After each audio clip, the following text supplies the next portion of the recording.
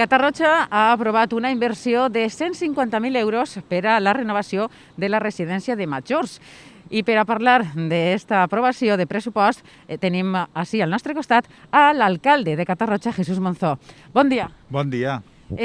Quina importància té a hores d'ara aquesta inversió de 150.000 euros? És molt important perquè és un esforç que ha fet l'Ajuntament de Catarroja de 150.000 euros, com molt bé heu dit, per a habilitar, reformar els quartos de bany. Els farem més grans.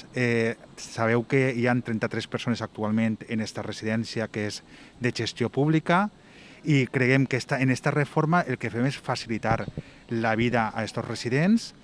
Per què? Perquè, entre altres coses, tindran més espai per a poder-se assear, llevar i, per tant, era una reivindicació de la pròpia congregació que és també qui està també en aquesta residència, congregació religiosa, que conjuntament amb l'Ajuntament estem col·laborant per a que la vida d'aquests residents siga cada dia més amable, sobretot perquè crec que és important posar en valor la importància dels últims anys de vida, estar a gust i facilitar també la tasca de, moltes vegades no ho pensem, d'aquelles persones, els treballadors i treballadores de la residència que necessiten tindre un espai habilitat per a poder fer la seva feina com correspon.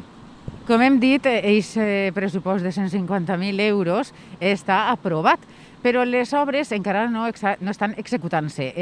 Quin plaç aproximadament té previst l'Ajuntament per a que inicien aquestes obres? Evidentment, l'Ajuntament ara el que ha fet és ja aprovar el projecte i ja hem aprovat els plecs de condicions administratives per a poder licitar aquestes obres. Esperem que en màxim 2 mesos tindrà ja aquesta licitació tindrà concedida i tenim un termini de 4 mesos més o menys d'execució d'obres. Sabem que són les obres complicades perquè estar treballant al mateix temps que estan els residents en la pròpia residència s'haurà de compaginar bé totes aquestes tasques, però sí que és important que l'empresa que vinga a fer les obres tingui una certa experiència en treballar en hospitals, en residències i poder compaginar aquestes actuacions de la manera millor possible que no afecte el dia a dia de residència i dels treballadors i treballadores de la residència.